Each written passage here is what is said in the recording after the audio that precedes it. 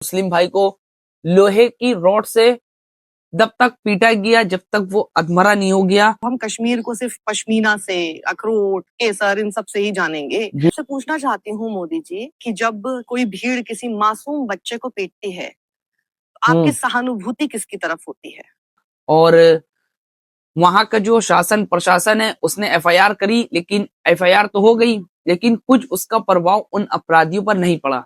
अस्सलाम वालेकुम फ्रेंड्स, एक बार फिर से मेरे इस यूट्यूब चैनल में आप सभी का बहुत बहुत स्वागत है। जैसा कि आपने थंबनेल देखकर अंदाजा लगाया होगा कि ये न्यूज कश्मीर से रिलेटेड है।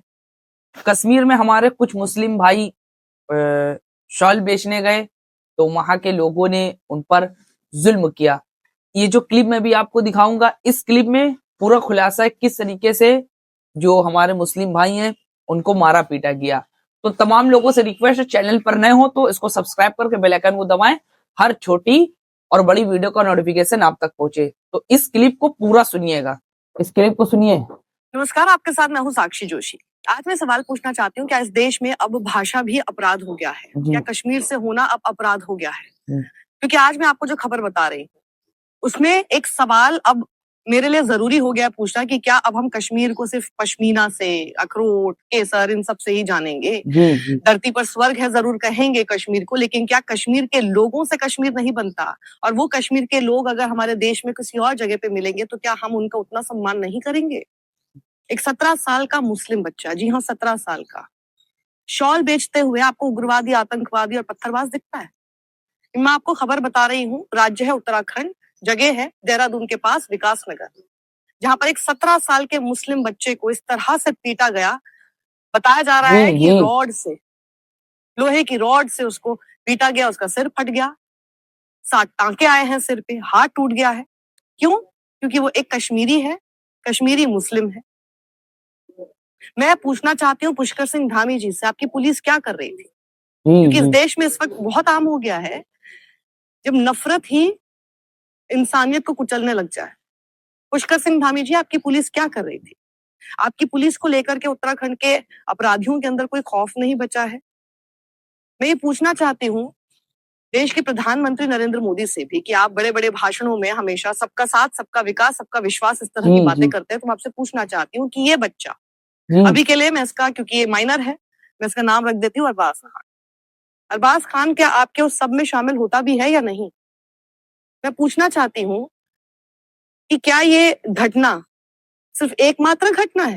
क्या ये देश भर में हर जगह हमें बार बार होती दिखाई नहीं दे रही? कभी भाषा के नाम पर, कभी जाति के नाम पर, कभी धर्म के नाम पर लगातार इस तरह की घटनाएं देखने को मिल रही हैं। क्योंकि कुछ लोग अभी आकर यहाँ पर ज्ञान देने लगेंगे कि देखिए एफआईआर तो हो गई ना। अरे तो एफआईआर हो गई तो क्या, लेकिन उसकी वजह से नफरत के नाम पर जिस तरह से अपराध हो रहे हैं, क्या वो रुक गए? क्या ये पहली घटना है और क्या ये आखिरी घटना होगी? इस बात की गारंटी देंगे तो फिर मैं आपकी बात मान जाऊंगी कि जी एफआईआर हो गई और अब कोई इस तरह की घटना नहीं होगी। लेकिन ऐसी घटनाएं हो रही हैं और होती रहेंगी। तो इसीलिए मेरा सवाल पुष्कर सिंह धामी से भी है और साथ ही नरेंद्र मोदी से भी, ये कब तक चलता रहेगा जब हम देखेंगे हमारे ही देश के लोग, हमारे देश के नागरिक सिर्फ दूसरे राज्यों से होते हैं और वो जब हमारे उत्तर भारत के, हमारे हिंदी भाषी ऐसी किसी जगह पर आते हैं, अपना सिर्फ कारोबार कर रहे होते हैं शांति से, वहां पर अपराधियों के हौसले इस तरह से बुलंद क्यों हो जाते हैं? सही आपके राज्य में, उत्तराखंड में भारतीय जनता पार्टी की सरकार है, केंद्र में भारतीय जनता पार्टी की सरकार है, उत्तर प्रदेश में भी जब ऐसी घटनाएं होती है वहां पर भारतीय जनता पार्टी की सरकार है। क्या कर रहे हैं आप इसको रोकने के लिए? मैं आपसे पूछना चाहती हूँ मोदी जी कि जब कोई भीड़ किसी मासूम बच्चे को पीटती है आपकी सहानुभूति किसकी तरफ होती है? और साथ ही ये भी बताइए कि आपकी चुप्पी किसकी तरफ होती है? ये जानना आज बेहद जरूरी है। क्या ये अरबाज खान और इसके जैसे न जाने कितने और मासूम आपके उस सब में आते हैं जो आपके भाषणों में है, या फिर सिर्फ भाषण भर है वो? आज आपको ये बात बतानी है। और वहीं ये इसलिए भी इंपॉर्टेंट हो जाता है क्योंकि आपके बहुत ही फेवरेट मुख्यमंत्री पुष्कर सिंह धामी जी के राज्य का ये पूरा मामला है। जी। कहीं भी हो, कुछ भी हो, हर चीज में बस धर्म घुसा दो।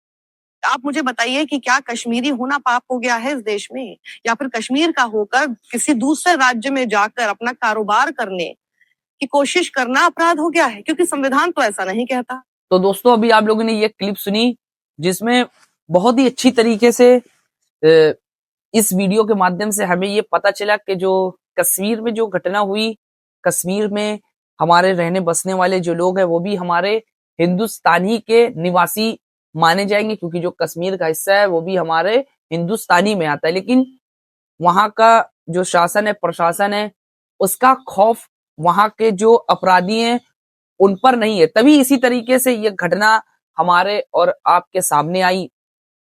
किस तरीके से हमारे एक मुस्लिम भाई को लोहे की रॉड से तब तक पीटा गया जब तक वो अधमरा नहीं हो गया।